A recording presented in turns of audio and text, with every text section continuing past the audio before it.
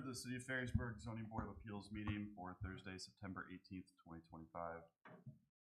Roll call, please, Craig. Chairman Milligan. Here. Board Member Holly. Here. Board Member DeWitt. Here. Board Member Lyons. All right, at this point, I'd like to ask Nicole to join the board as an alternate.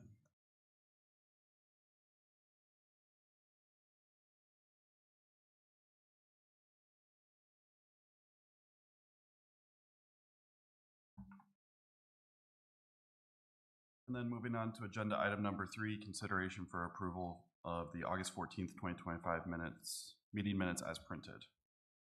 So moved. Roll call vote, please. Second. Gonna have a second. Support.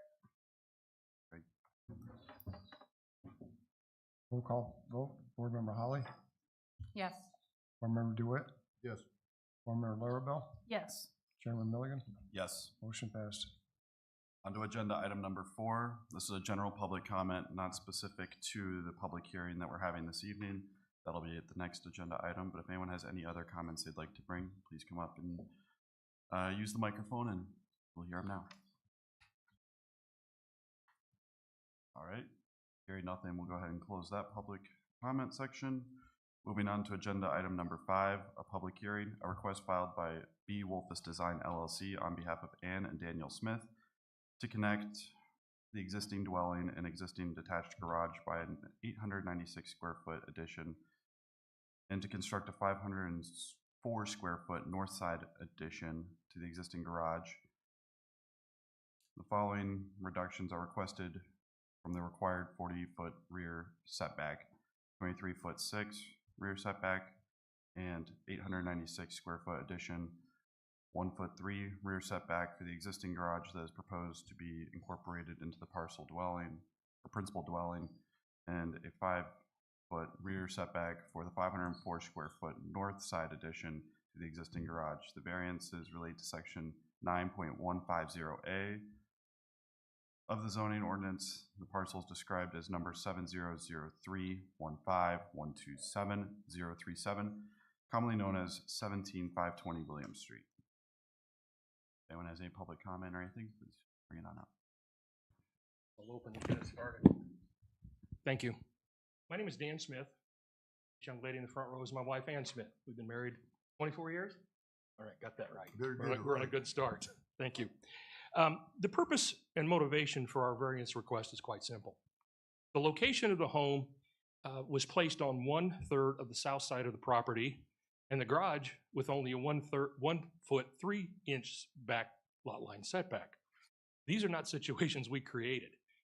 We inherited them when we bought them from the previous owner. We'll go into details a little later on that. Number 2 is due to the soil conditions and water runoff issues on our side lot created by the former owners of 17540 Williams Street, who elevated their home over 5 feet over the elevation of any property in the neighborhood and the surrounding neighbors. We cannot build on soil that's regularly wet because we constantly receive their runoff into our yard. We are also located on one of the lowest spots on William Street, so we get a lot of water.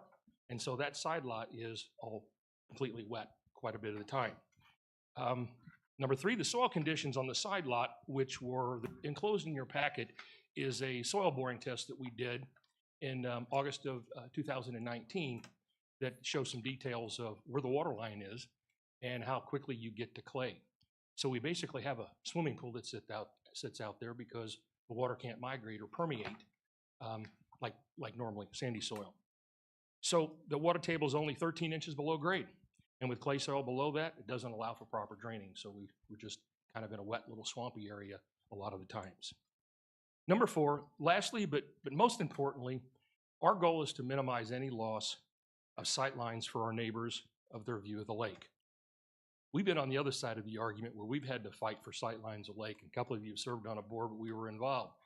And so we are very cognizant of that situation, and we just want to be a good neighbor and not impede on their view of the lake.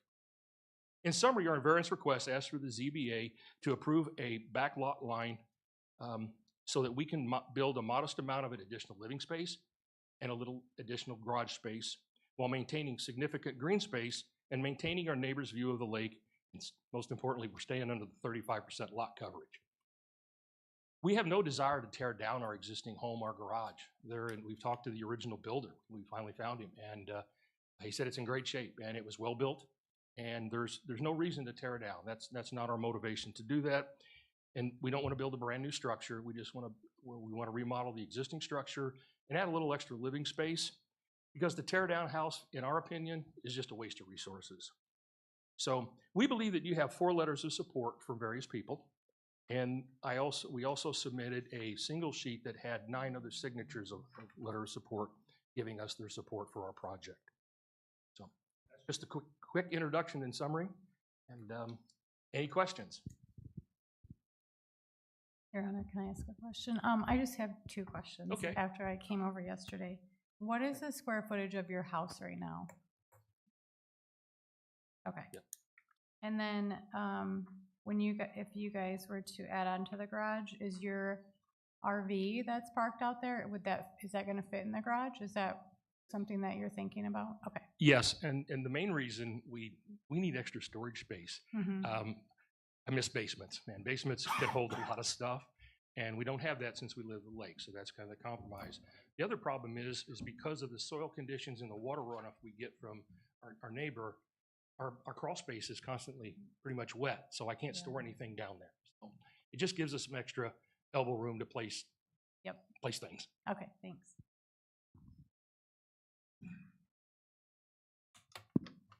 I like that it's under the lot coverage. That's good. We're fortunate that what's there is way under the lot coverage, so Right, we don't want to. We only need so much. right. And, we're both 64 years old, so I don't want to have to maintain a big house either, to be honest with you. So we're just asking for a modest increase in living and storage space. Let me ask you a question. Sure. If we were to approve the addition to the house and the setback on the existing garage, I mean, we can't make you tear it down, so we might as well approve that. But not approve the second garage. Is that something you could live with? Yes, but here's something interesting. We could live with that. I'll just preface that. If it was considered an accessory building is allowed to be placed 3 foot from the rear lot line. And the square footage of an accessory building that would be detached, we would be allowed, without any variance request at all, a much larger structure. We don't need a much larger structure. We're just needing enough space for our RV, for our van.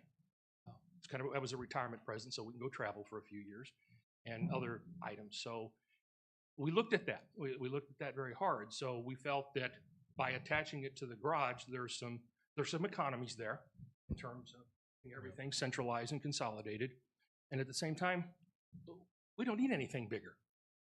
Well, my concern is, you have an existing garage, which we can't make you tear it down, so, correct, Craig? Correct. So the 1 foot whatever for the existing garage is kind of a no-brainer.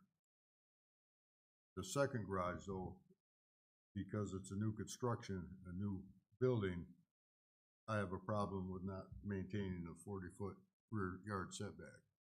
Now, you do have options. If you have an auxiliary building, you can meet the codes without any variances. So, I'm just feeling you out is where I'm at. Sure. No, I appreciate that.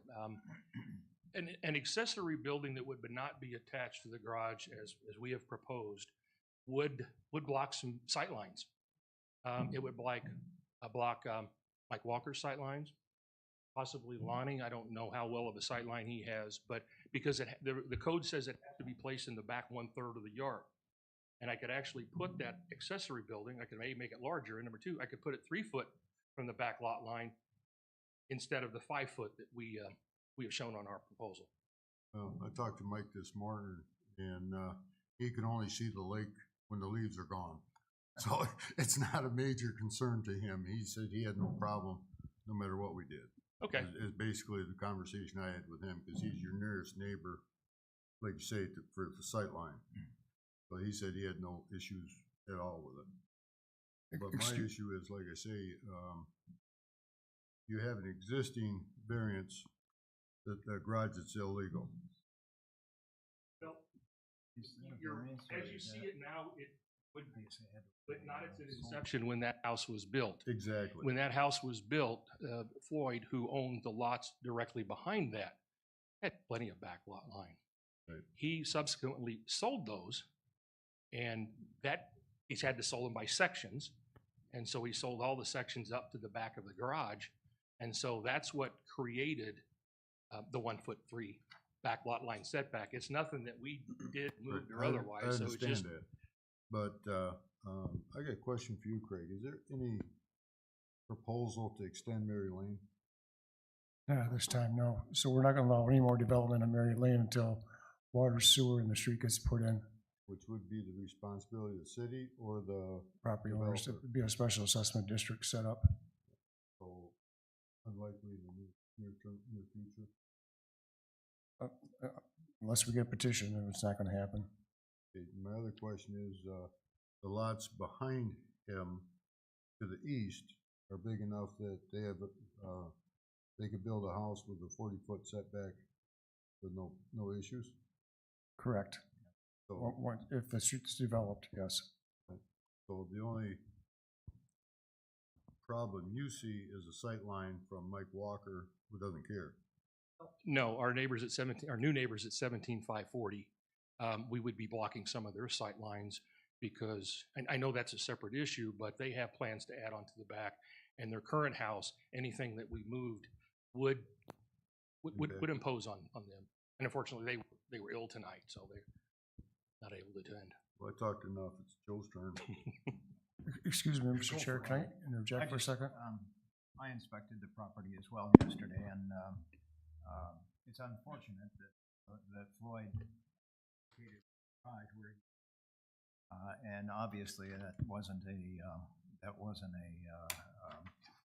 an item that would reflect upon the Smiths for that. I mean, you bought the lots. You bought the property, and the house was there, and that was an approved structure. I don't know if you're aware of what his plan is here, is to leave you're leaving 5 feet behind the new garage that you're proposing? 5 feet. There are That's a some code 5 foot. requirements that require at least 5 feet. Between according- here and here. Right. Yeah. Which code says 40 feet on an attached garage, but if it's unattached, and they put an auxiliary building 3 feet. Yeah. Is your plan to connect the existing garage with the new building? With the house, with the extension in the back of the The house? house will be, I understand Yes. that. Yes, we want to, And your concern is a 40-foot, Oh, this is gonna be here. that'd be 23, he's changed to 23 foot. Yeah, yeah. But the additional garage, if it was attached to the house, would be.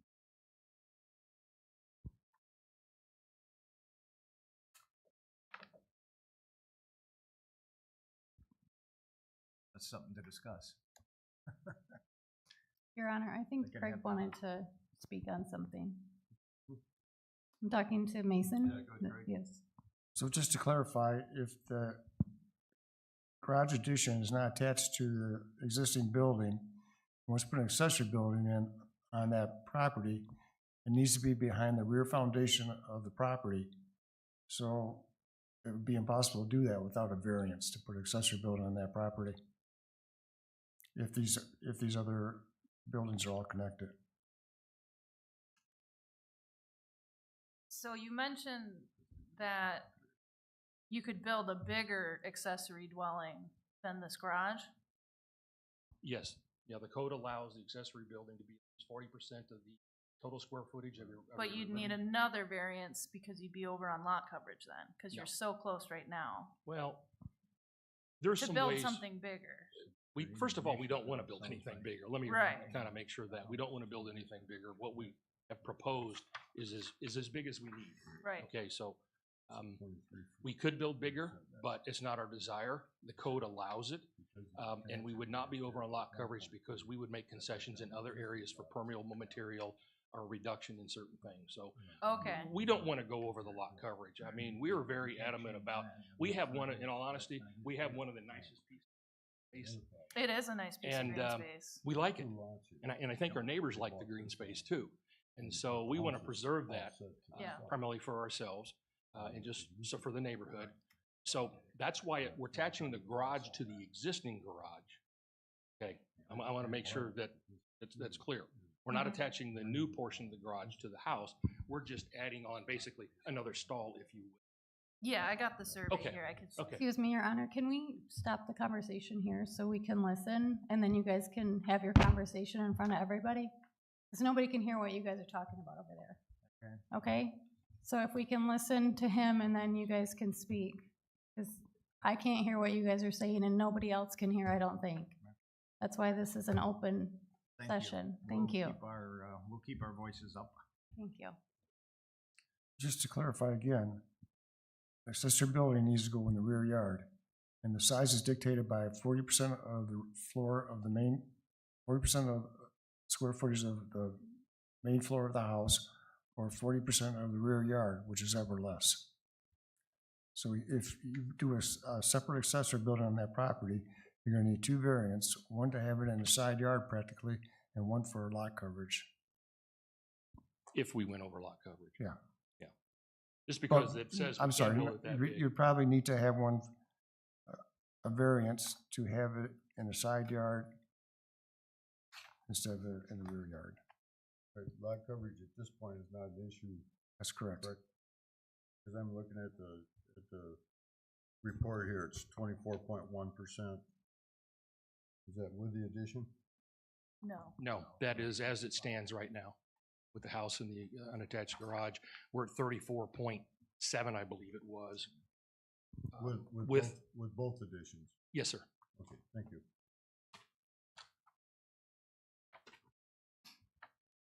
so I'm hearing that there's not a place for an accessory dwelling, or not accessory dwelling, but an accessory building without variances, so no matter what he does here, whether it's attached or detached, there's gonna need to be variances. Correct. So that actually, Thank you. Didn't think about that. One thing that I will point out, and I have some aerial views of all the lots. General construction back in the days and over time of all of those houses in this area, these streets, William Street, Lakeview, most of the houses have less than a 5-foot setback from the rear lot lines. They were just built that way. They just pushed them as far back as they can. And I have some aerial views if you'd like to look at it. It's just the way they were constructed. They just put them in the back. I mean, I can count probably at least a dozen, maybe close to 15, just within a 3-block area. That was the generally accepted construction and location of garages or accessory buildings, depending on which they used them for. So we're not asking for anything that is extraordinarily different from all of the homes around us. It's kind of similar to the regulation, is that there's a general rule that says you got to keep your house, the front of your house kind of in line with everybody up and down the street. Well, we're kind of following that same logic, but we're just turning it into the back lot line. I mean, because there's several houses on that vacant property behind us that have a less than 5-foot back lot line setback. So, trying to be consistent. Do you have a picture of that overview? I do.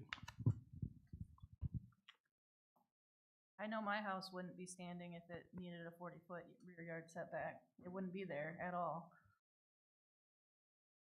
This is it there. You can see here.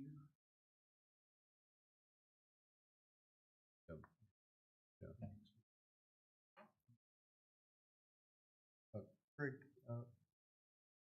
Mary Street is plotted all the way to Lakeview, correct? I'm sorry? Mary Street is not plotted all the way to Lakeview, Correct. so it dead ends into this other property here. Correct. So anything that goes in there would be a cul-de-sac. Correct. Okay.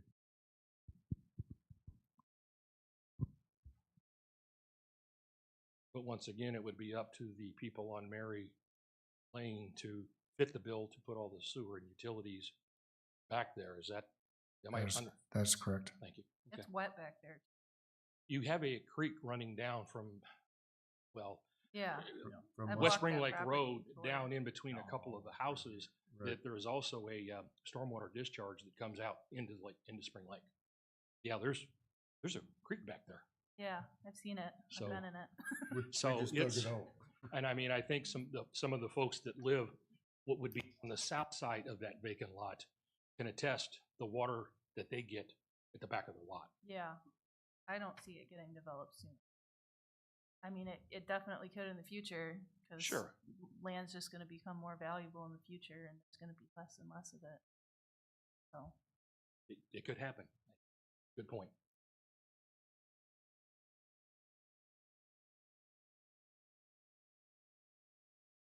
Any other questions for him?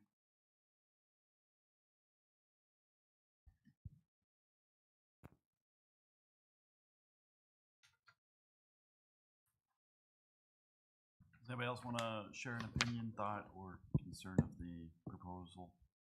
Come on up. By all means.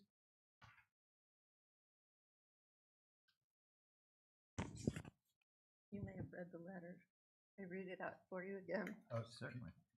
Use the microphone if you would, please. Okay. Thank you.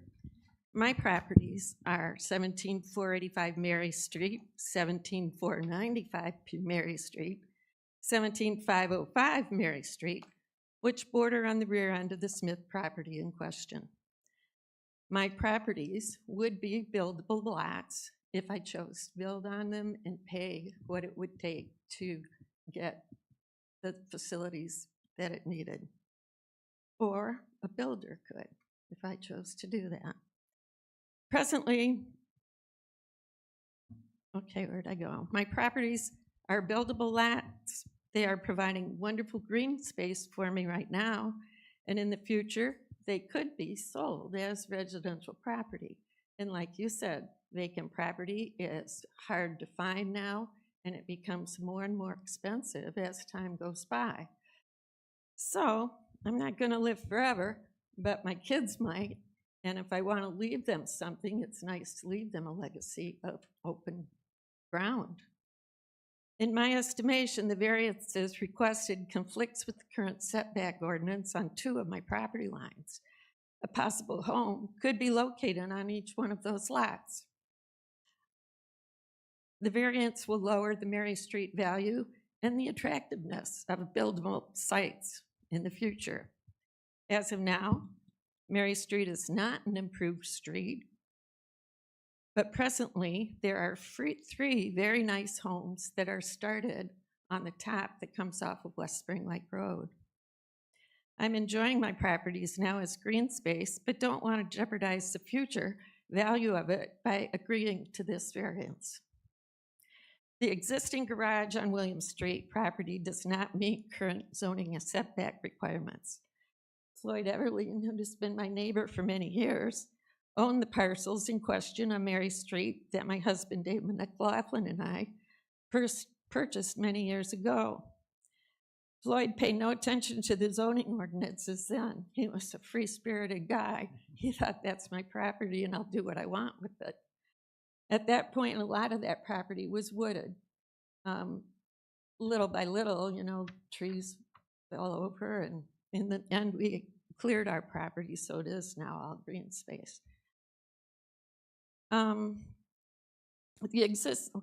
Everling, he just did that. Floyd put attention to the zoning ordinances. I acknowledge that the existing garage is not moving, but I disagree with allowing any other changes in the ordinance for the Smith property and the William Street due to the evaluation of my own property. On number 4, about variances, it says, if you are going to devalue property around you by building, the variance should not pass. This is purely business. I have much respect for the Smiths. I'm sorry, I'm a little nervous because they've gone door to door and petitioned to get people to settle for them. I'm a widow. I live myself. I don't go to people and say, please sign my thing. It's just not my way. This is purely business. I have much respect for the Smiths. They're wonderful neighbors and people. They own 2 adjoining wonderful lots on William Street. And if you have that map, which I'm sure you do, you can see their wonderful yellow lot. You know, it's the biggest one there. We have the same water problems all along our street due to the new constructions in our neighborhood. I've lived in this neighborhood for over 40 years. I've lived on my piece of property for 44 years. In 1997, I tore with the present house that was there down.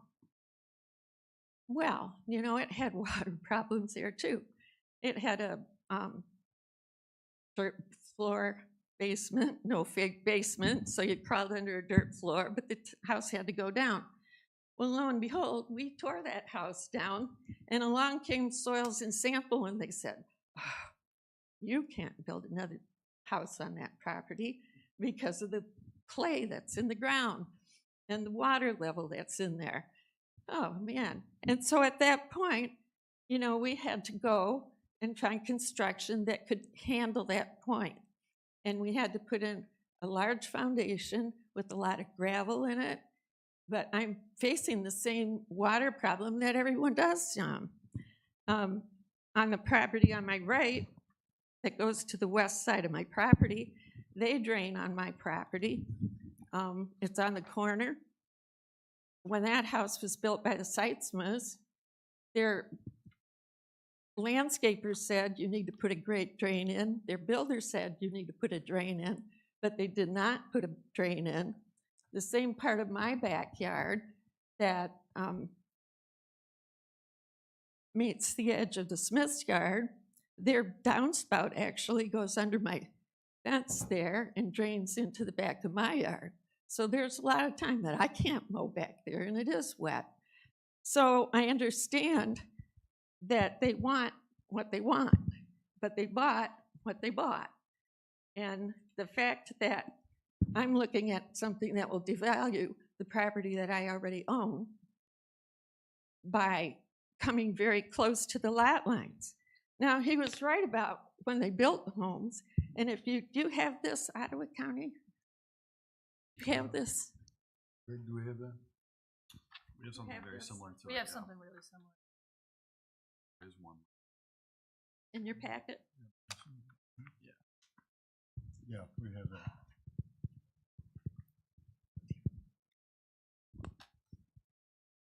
Okay, if you look at this, we see all along Lakeview. Okay, here's my house right here. And my neighbor's house to the east of me. You see all of the setbacks on those lot lines are true, exactly what Dan said. They're only about 2 feet or 3 feet. So that makes this property that's addressed in my address, 16535 on Lakeview, that piece of property, which is a lot on Mary Street, would be unbuildable because the lot line backside is so long. And if anything ever wanted to do that, it would be the space where a cul-de-sac would go, which I agree on. In fact, one of my neighbors, Ryan and Kim Goldman, recently bought their mom and dad's house, and they have that small little space back there, but they needed drainage to go to the creek, which I signed off on. That went across that piece of property. So here they are tonight telling me that, you know, I'm all for this and they should have that, but the reality of it is I've given in when things have needed to be done. So I signed off for their drain. It goes across that piece of property, and the reality of it is it's beautiful, clear space now. Right now, I have no intention of selling it for any reason. I love the green space that's there. I see no reason to interrupt that, and I certainly don't want to change my lot lines to accommodate something that in the future, and we can't know what's in the future. We can't know that in 10 years that house is still going to be there, or that you need more storage space or something. You know, I know the Smiths have property here, they have property in Florida, they have property on Malta Court. The view line from the house that's built up really high, which is Ken and Janelle's house. They really don't have a sight line from there. It's a small window on the side, and I know they want to preserve that for Ken and Janelle, but it was just the other day that if you said Kike still owned that property, he didn't care if there was a sight line or not. I'm talking business, I'm not talking about friends or who you are or what friend it is. But the reality of it is, if this variance goes through, 2 of those lots are affected by a smaller setback at that point. And it simply has to do with value of open property, which is beautiful right now. That's it. Thank you. Good questions? Craig, I got a couple questions. Craig, as this is platted out, do you have a plat of this? We got behind the Smith's property, we have a 40-foot lot. Well, you have 3 40-foot lots and it looks like an 80-foot lot. Are they buildable at 40 feet? If they meet the setbacks, yes. This is our turn. Huh? This is our turn to talk. Why not? I was trying to, all of these properties, right, that house is. Right, okay. If this existing garage wasn't here, and if the existing garage wasn't here, the addition to the home could be smaller and meet the 40-foot rear yard setback, and a new garage could be constructed that meets all the setbacks and still give you, because I get they're trying to preserve this green space here, but there's a lot of room that a garage could go over and meet this rear yard setback. That's that needs the variance.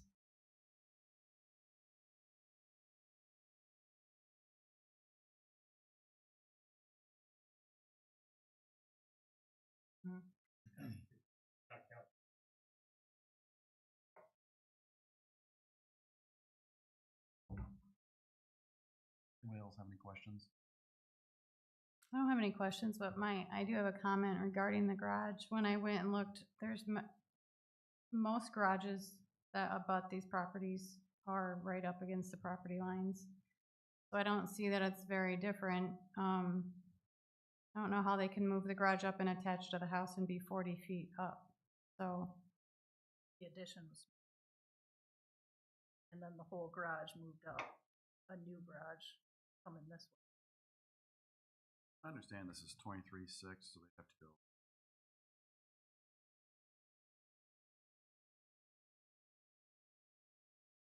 Yeah, but they have room to go this way too. You know, it's about, is there any, Just a really big reconfiguration. a really big reconfiguration, but part of the voting is that there has to be no other option for this to fit to grant the variance. And I see other options where you can get all of the square footage without that existing garage. The existing garage is the reason why we're here and where it is. And should we make this more non-conforming when the existing garage is already non-conforming?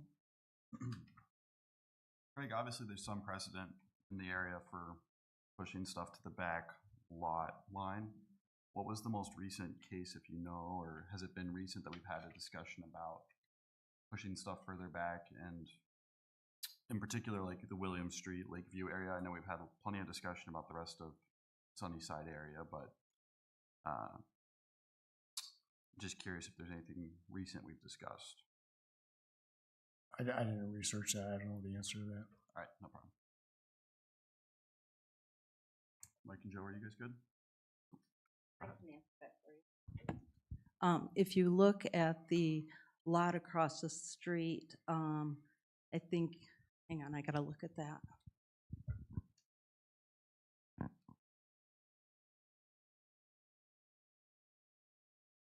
This one. I remember. This was the newest construction, Okay, and this used to be a detached garage, and it was allowed to be attached and renovated, and it ended up that instead of renovating it, they did all new construction on it, and that was done within the last 5 years.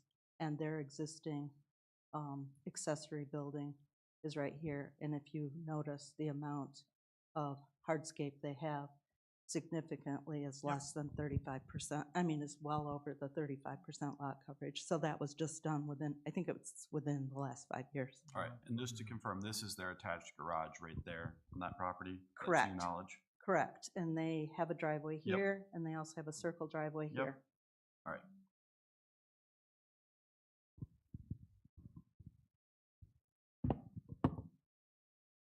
Seeing no further questions, if nobody else has any comments they'd like to make, we'll go ahead and close the public hearing at 7:36, and I'll read into the record the report from the city planner. Prior to reading that in, though, I will, for the record, state that we have a total of 12 letters of support and 1 for opposition. Craig, does that satisfy reading them all in and the petition and everything for you? No, we got, Okay. I'll do some reading.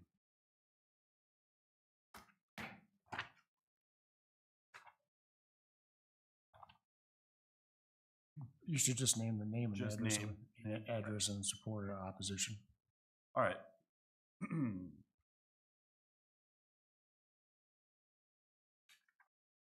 All right, so the first letter we received was from Brian and Emily Paul at 17521 Williams Street. They were in full support, as noted in the first paragraph of their letter. Ken and Janelle, I'm gonna butcher your last name, I'm not even gonna try, at 17540 Williams Street, were also in support. We received a letter dated September 12th, which was a petition with 9 names signing that they were in support of the project. We received a letter from John Wade with no address listed at the top. No address listed in the letter. I'm assuming this is an adjacent property if they wrote a letter.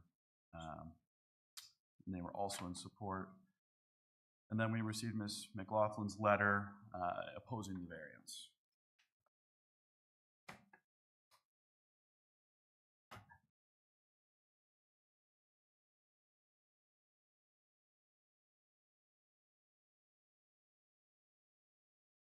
All right, thank you.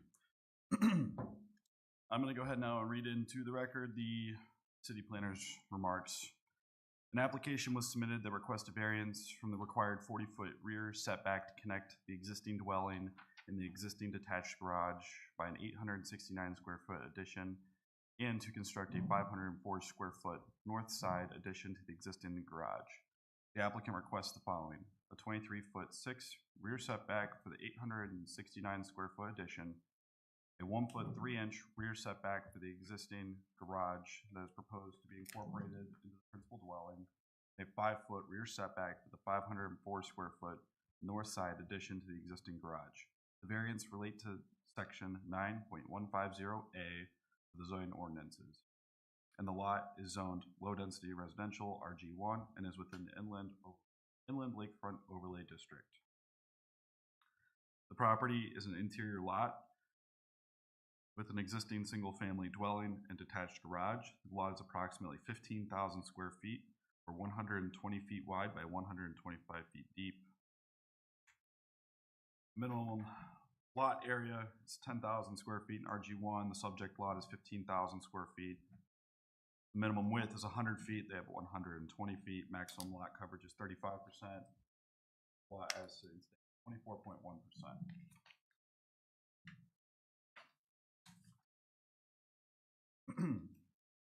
Standards for granting of variances. No variance in the provisions or requirements of the zoning ordinance shall be authorized by the Zoning Board of Appeals unless it is found from the evidence that all of the following conditions exist. 1, that compliance with the zoning ordinance would result in practical difficulties to be exceptional, extraordinary, or unique circumstances or conditions, land or parcel, such as exceptional narrowness or width or depth of a lot or parcel, or an irregular shape, exceptional natural or topographical features located on the lot or parcel, such as steep slopes, water, existing significant trees, other unique or extreme physical land.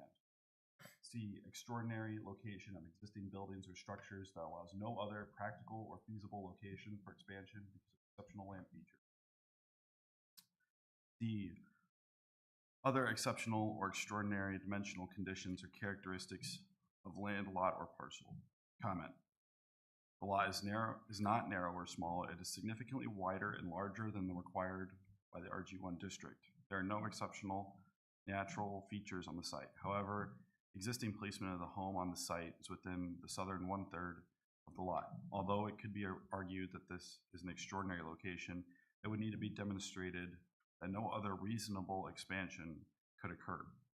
A small addition could be added to the principal dwelling and still be compliant with the 40-foot east rear setback and the 10-foot south side setback. The ZBA will need to determine if a small addition is reasonable compared to an 869 square foot addition connecting the buildings, along with an additional 504 square feet of additional garage. 2, that unusual circumstances do not apply to most other lots or parcels in the same manner or to the same extent to other lots or parcels in the same zoning district. Comment. The circumstances related to location of the principal dwelling are relatively unique. However, the ZBA still must determine if the condition is extraordinary in the first standard. It appears uncommon for other dwellings in the area to be off to the side in the arrangement of the subject property. 3, the variance is necessary for the preservation and enjoyment of a substantial property right. The possibility of increased financial return shall not of itself be deemed sufficient to warrant a variance. It could be argued that the overall project does not propose square footage beyond the lot coverage maximum for the district, 35%, and so it is reasonable to maximize the square footage of the dwelling. However, connecting the principal dwelling and the accessory building circumvents the ordinance. Accessory buildings are considered to be appropriate to be closer to the rear lot lines, 3 feet, while the principal dwellings are required to be 40 feet from the rear lot lines. Part of the justification is that accessory buildings cannot exceed 40% of the rear yard or 40% of the ground floor of the principal building, whichever is less, controls bulk and mass in the rear yards. The current accessory building already exceeds 40% of the principal dwelling and cannot expand. However, variances would allow significantly more accessory garage space, although attached. Further, a significant portion of the combined principal dwelling will fall within the required rear setback. 4, that the granting of the variance will not be of substantial detriment to adjacent and nearby land uses and properties. Comment. Granting of the variance for the project will likely not affect existing adjacent nearby land uses. However, if the lots to the rear were to be developed, it could be argued that the bulk and mass of a significantly expanded principal dwelling with minimal setbacks would impact the enjoyment and privacy of future backyard space of the lot, the rear, if Mary Street was extended. 5, that the applicant shall have not created the problem for which the variance is being sought. Comment. The applicants purchased the property in its current arrangement in 2014. If the ZBA feels that the condition/problem is extraordinary, it could be argued that they did not create the problem. However, that would also assume that the ZBA determines that the expansion itself is reasonable, a minor/reasonable addition versus a significant expansion. 6, that the granting of the variance will not be contrary to public interest and that the spirit of this ordinance shall be preserved, public safety secured, and substantial justice done for both the applicant and other property owners in the district. Comment. The ZBA should determine if the request is excessive and not the minimum variance necessary to address the practical difficulty if one is determined to exist. Although the current accessory building is slightly non-conforming due to the size and rear setback, the proposed combined principal building is far from compliance as compared to what would be required for a new building on a similar vacant site. Recommendation: it is questionable if all 6 standards can be met. Please note that any motion supporting or opposing the variance request must specifically reference the ZBA's findings concerning all applicable standards on the zoning ordinance, recent case law. The minutes and written record of this decision must document the ZBA's findings and conclusions on all 6 standards.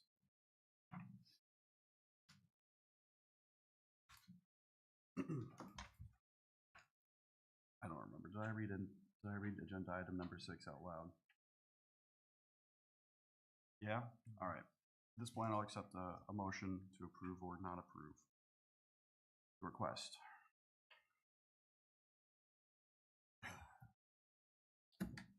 I'd like to make a motion to approve a request filed by B Wolfus Design LLC on behalf of Ann and Daniel Smith to connect the existing dwelling, an existing detached garage by an 869 square foot addition, and to construct a 504 square foot north side addition to the existing garage.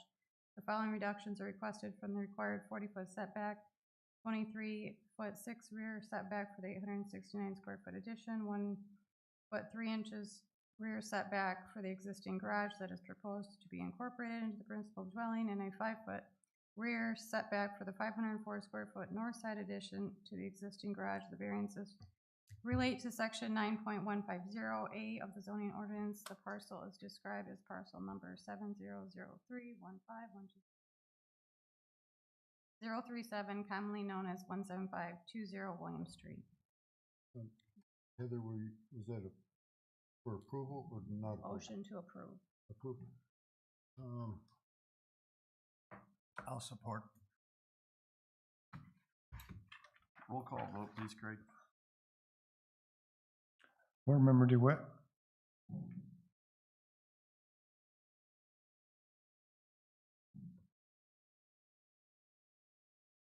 No. Board Member Lyons, Yes. Board Member Larrabell, No. Board Member Holly, Yes. Chairman Mulligan.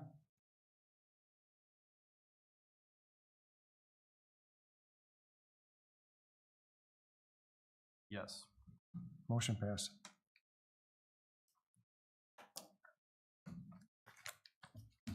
Moving on to agenda item number 7, reports, comments, members, and zoning amendments. Any comments from anyone? No Yeah. report. I have several. Craig, we need to get this stuff to us soon. I got this the day before the meeting, and the city planner's report was on the desk. I don't like the idea of coming here and read this report at the meeting. They were mailed out Friday. I don't know when it was mailed out. I got it, Tuesday. Tuesday, yeah. I received my packet. It didn't have the, community planners, Okay. report in it. We need to get this, this has been brought up several times. I'll review with the planner. No, don't review it, insist. We need time to, evaluate it and visit properties and such what, and not all of us get our reports online, so I know what, several of us do, but I do not. Okay? Okay. Motion to adjourn if nobody's got nothing else. Support.